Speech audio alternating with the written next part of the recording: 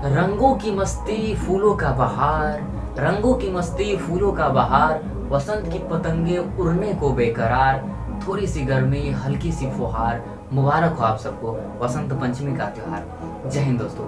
आज का ये दिन हम लोग स्टूडेंट का ही है, क्योंकि इस दिन हम लोग पूरे तन मन से पूरे लीन होकर हम लोग सरस्वती माँ की आराधना करते हैं और पूजा करते हैं। देखिए, आज और कल के दिन सभी स्टूडेंट एवं शिक्षकों को क्या करना चाहिए, सरस्वती माँ की आराधना में लीन हो जाना चाहिए। देखिए, जितना भी स्टूडेंट है पूरे साल पढ़ा है, लेकिन एक दो दिन पूर्णतः लीन हो जाइए, बाकी उन पे छोड़ दीजिए। सरस्वती माँ दुर्गा जी के तेज से प्राप्त हुई है, इन्हें विद्या और बुद्धि की देवी माना जाता है, इसलिए हम लोग उनके पूरे दिल से आराधना करेंगे। देखिए, कभी भी लक्ष्मी का चोरी हो सकता है पर विद्या का चोरी नहीं होता है, सरस्वती का चोरी कभी नहीं होता है। आप जब आपका धन कोई छीन सकता है, लूट सकता है या ठग के ले सकता है, लेकिन विद्या ही ऐसा चीज है जो कोई कभी नहीं ठगता है, और आप जितना बांटिएगा उतना ही बढ़ता है। ठीक है, आजकल क्या लोगों के मन में हो गया है, शिक्षा का मतलब होता है साइंस, मतलब हिस्ट्री, इतिहास, इस यही सब पढ़ लेना, लेकिन ये शिक्षा का मतलब नहीं है। शिक्षा का मतलब एक मानवता भी होता है, दूसरे लोगों का मदद कीजिए। ठीक है, तो चलिए अब हम लोग आगे का क्लास देखते हैं। ये केमिस्ट्री का, ठीक है, ऑब्जेक्टिव जो पीवीआई क्वेश्चन है, ठीक है, जो बार बार पूछता है वो आप लोग को हम बता रहे हैं। ठीक है, तो अभी जो है इसको बार बार एक दो बार देख लेना है, इससे आपको क्या होगा, याद हो जाएगा। ठीक है ना, तो चलिए शुरू करते हैं।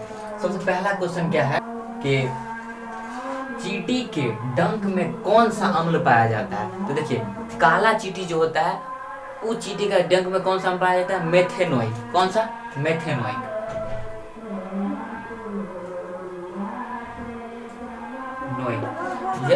यदि पूछ दिया कि लाल चींटी के डंक में कौन सा अम्ल पाया जाता है, ठीक है, तो लाल चींटी में कौन सा अम्ल पाया जाता है, फॉर्मिक।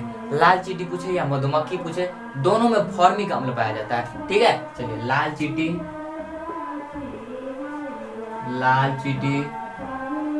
या मधुमक्खी, कौन सा, फॉर्मिक अम्ल। देखिए, ये सब जो काटता है तो थोड़ा अम्ल क्या होता है, हम लोग के शरीर में रह जाता है, इसी कारण क्या होता है, हल्का फूल जाता है और मतलब थोड़ा दर्द भी होते रहता है। अब आगे देखिए, इमली में कौन सा अम्ल पाया जाता है। हाँ, इमली के नाम सुनते ही मुंह में पानी आ जाता है सबको, नहीं, इमली मुंह में पानी लाए, खाने में स्वादिष्ट बनाए। तो अब देख लेते हैं इमली में अम्ल कौन सा पाया जाता है। तो इमली में टारटैरिक अम्ल पाया जाता है। कौन सा, टारटैरिक। ठीक है ना, टारटैरिक अम्ल पाया जाता है। अब इसको याद कैसे करेंगे, देखिए, इमली कैसा होता है, तो टेढ़ा मेढ़ा रहता है, तो टेढ़ा मेढ़ा से याद रखेंगे, टेढ़ा मेढ़ा से टारटैरिक। ठीक है ना, अब आगे देखिए, सिल्वर क्लोराइड का रंग कैसा होता है। तो सिल्वर क्लोराइड का जो रंग होता है वो उजला होता है। कैसा होता है, उजला।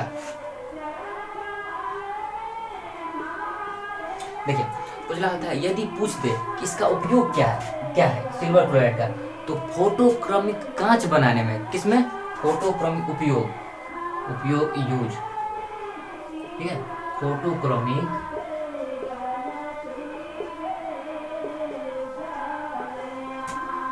कांच बनाने में। ठीक है, कांच बनाने में। अब एक क्वेश्चन और पूछ देता है कि फोटोग्राफी में किसका उपयोग क्या होता है। चलिए, ठीक है, फोटोग्राफी में,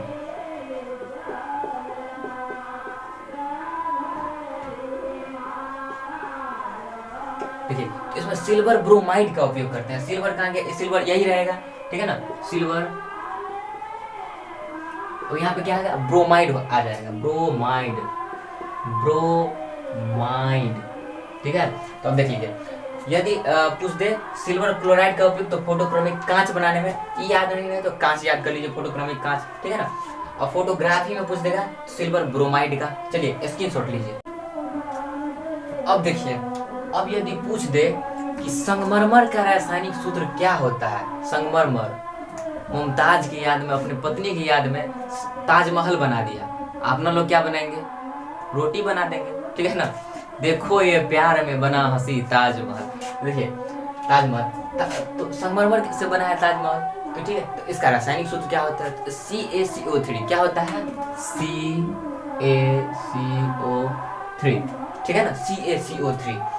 अब आगे का क्वेश्चन देखिए, प्लास्टर ऑफ पेरिस का रासायनिक सूत्र क्या होता है,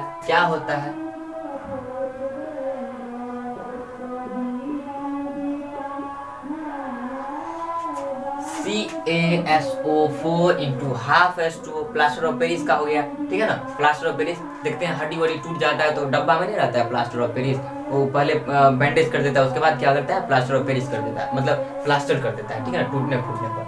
अब देखिए प्लास्टर ऑफ पेरिस का तो हम लोग याद कर लिए CaSO4 इंटू हाफ H2O। अब इसी से मिलता जुलता क्या है तो जिप्सम, ठीक है। तो प्लास्टर ऑफ पेरिस में अपना लोग क्या करेंगे, पानी मिला देंगे तो जिप्सम हो जाएगा। तो चलिए क्या करते हैं, जिप्सम का देखते हैं। CaSO4 इंटू 2H2O क्या हो गया, जिप्सम का, जिप्सम, ठीक है ना। तो हम लोग को दोनों याद रह गया, CaSO4 into half H2O plaster of Paris का। बस ये हाफ के जगह हम लोग क्या कर दिए, 2 रख दिए, तो हम लोग को बन गया क्या, तो जिप्सम बन गया, ठीक है। दोनों सरिया गया एक के। अब अगला देखिए अम्ल का पीएच मान क्या होता है। तो देखिए हम क्या करते हैं, एक पीएच स्केल बनाते हैं, ठीक है। जैसे देखिए यहाँ थोड़ा और तू लंबा हो जो, देखिए यहाँ पे रख दिए 7,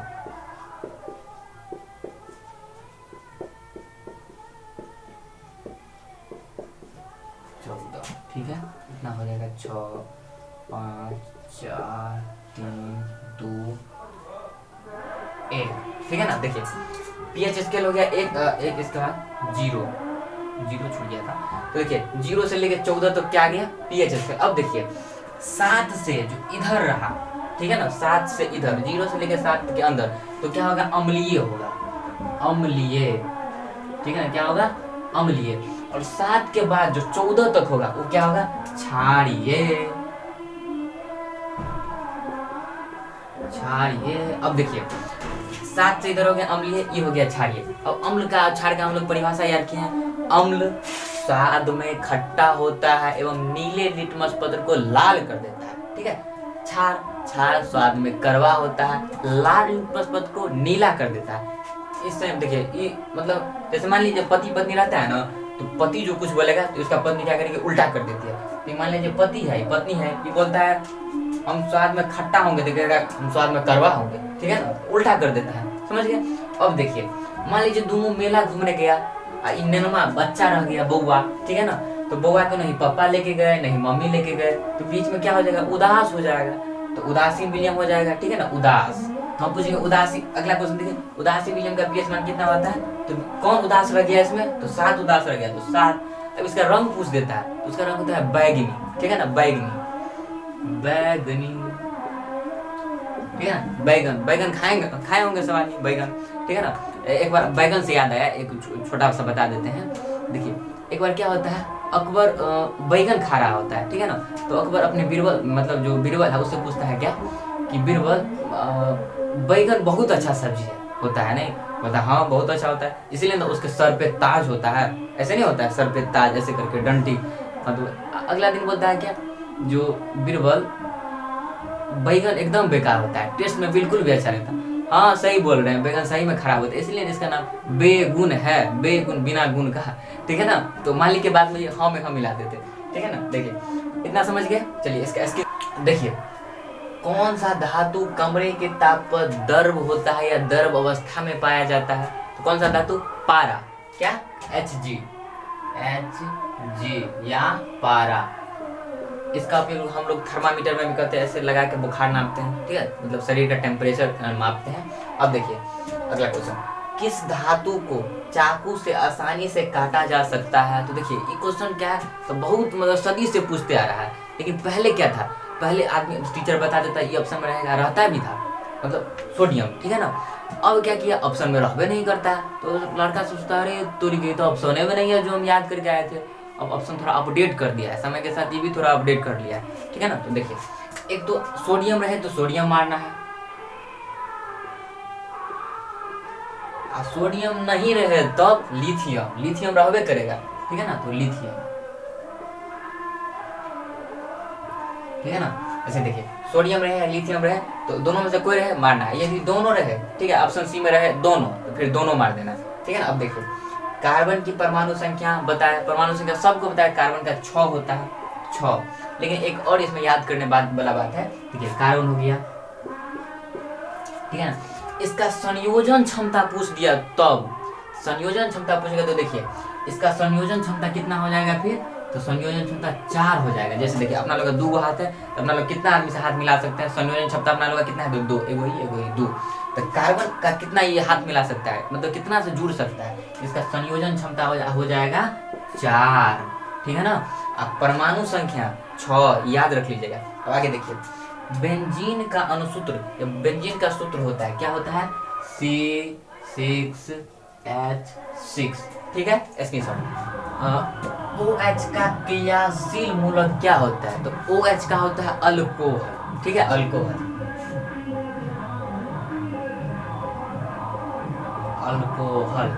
ठीक है। चलिए आप लोग कीटोन का, एल्डिहाइड का, दोनों का याद कर लीजिएगा।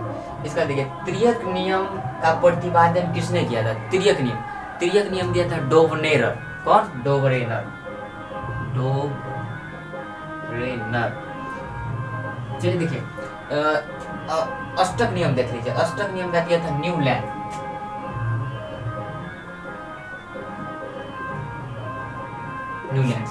अब देखिए, अष्टक नियम तो आपको याद रहेगा न्यूलैंड्स, लेकिन ये देख लीजिए इसमें थोड़ा जुगाड़ लगाते हैं। देखिए त्रियक नियम, दोनों में हो सकता है कंफ्यूज कर जाइएगा, क्योंकि या त्रियक पूछेगा या अष्टक। त्रियक से 3 वाला याद रखिएगा, अष्टक से 8 वाला याद रखिएगा, ठीक है ना, त्रियक अष्टक। तो देखिए त्रियक नियम जो दिए थे, त्रियक, तो त्रियक किससे? एक तो लाइक और शेयर ठोक दीजिए, महाकाल का दबा के लाइक और शेयर ठोक दीजिए। होता है, ठीक है ना। ऐसे करके अपना ट्रिक लगा के याद कर लीजिएगा, बस एग्जाम तक के लिए। इसके बाद तो क्या करना, इसका देखिए अष्टक नियम न्यूलैंड दिए थे। इसके बाद आगे देखिए, आवर्त सारणी में कितने आवर्त होते हैं? आवर्त सारणी मतलब पीरियोडिक टेबल। पीरियोडिक टेबल आप लोग देखे होंगे, ठीक है ना, पीरियोडिक टेबल। तो ऐसे जो होता है,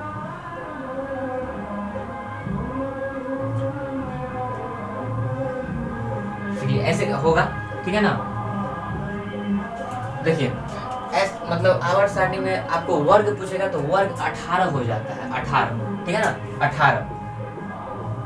ऐसे ऐसे करके 1 2 3 4 5 6 7 ऐसे करके जो होता है 18 होता है, ठीक है ना। और आवर्त सारणी में आवर्त पूछेगा तो आवर्त 7 होता है। कितना होता है? 7, ठीक है ना। 1 2 3 4 5 6 7 ऐसे करके मतलब 7 होता है, ठीक है ना। आवर्त 7 और आवर्त सारणी में वर्ग कितना? तो 18। चलिए ठीक है, स्क्रीनशॉट लीजिए।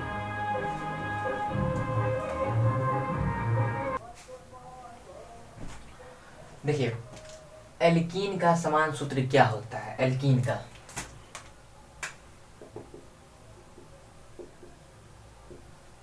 CnH2n, ठीक है। इसका देखिए एल्काइन का समान सूत्र क्या होता है?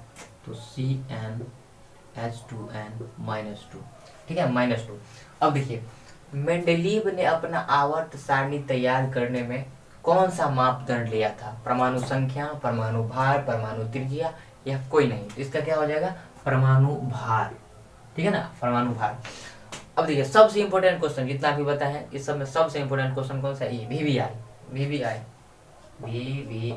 देखिए, क्या आपने झंडा गाड़ देंगे ऑफिशियल चैनल को सब्सक्राइब किया है?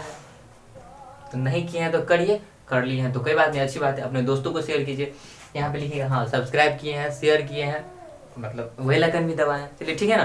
चलिए आज के लिए इतना रहने देते हैं। केमिस्ट्री का जितना इंपॉर्टेंट क्वेश्चन था वो हम करवा चुके हैं। अब आगे मतलब हिस्ट्री में जाएंगे। हिस्ट्री का जो ऑब्जेक्टिव है वो करके सोशल साइंस का मतलब पार्ट कल तक कंप्लीट हो जाएगा। चलिए ठीक है, यहाँ तक आए हैं तो सब्सक्राइब कर दीजिए, जो नहीं किए हैं तो दोस्तों को शेयर कीजिए। चलिए लाइक कीजिए, धन्यवाद। मजा आया, और मैं ये जो मजा है हिंदुस्तान के हर व्यक्ति को देना चाहता हूं। एक तो लाइक और शेयर ठोक दीजिए, महाकाल का दबा के लाइक और शेयर ठोक दीजिए। पूरा साल मेहनत करता हूं आपके लिए बेटा, ऐसा नहीं चलेगा, ऐसा नहीं चलेगा।